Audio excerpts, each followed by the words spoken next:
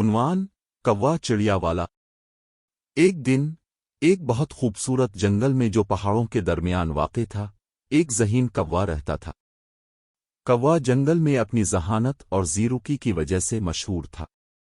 وہ ہمیشہ کسی نقشے کی شرارت یا دوسرے کی باتوں میں مصروف رہتا۔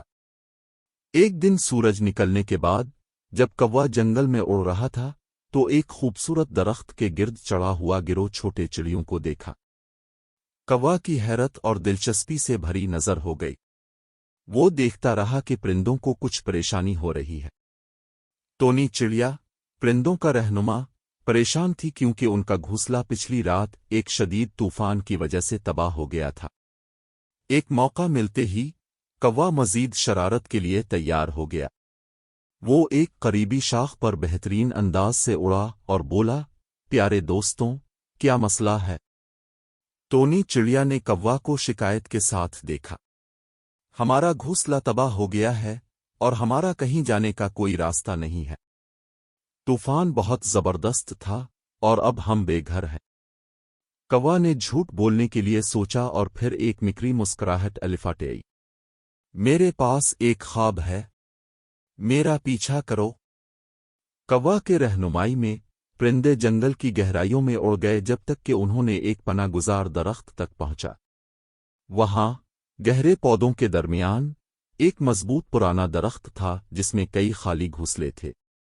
یہ درخت دینایا پرندے کا ہے، لیکن وہ سفر پر چلے گئے ہیں۔ کوا نے درخت کی طرف اشارہ کیا۔ میں یقین کرتا ہوں کہ انہیں افسوس نہیں ہوگا اگر آپ اپنے گھونسلہ استعمال کریں جب تک آپ اپنا خود کا بنا نہ لو۔ ٹونی چڑیا اور دوسرے پرندے پہلے تو شکایت کرتے رہے، لیکن دیکھ کر کوئی اور راستہ نہیں ملا۔ انہوں نے فیصلہ کیا کہ وہ کوا کی رہنمائی مان لے۔ کوا کے رہنمائی میں پرندے جلدی سے اپنا نیا گھر بنا لیا۔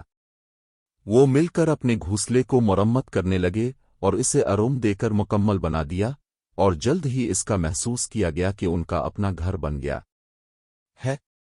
دنوں گزرتے گئے۔ ٹونی چڑیا اور بقیہ پرندے کوا کی مزید تعلیمات اور کھوکھلے طریقے سکھانے کے لیے اسے دعوت دیتے رہے۔ آہستہ آہستہ وہ کوا کو نئے نظریات میں دیکھنے لگے۔ ایک دن جب سورج پہاڑوں کے پیچھے چھپ گیا، ٹونی چڑیا نے بقیہ پرندوں کو اپنی طرف اکٹھا کیا۔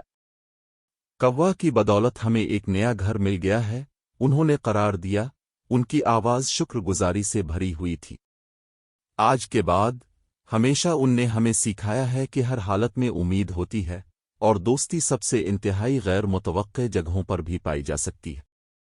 اور اس طرح جنگل کے پرندے خوش رہتے گئے، ان کا رشتہ پہلے سے بھی مضبوط ہو گیا، سب کچھ ایک دوسرے کی مدد کرتے رہے، سب کچھ کوا کے شرارتی اور مہربانی کی وجہ سے۔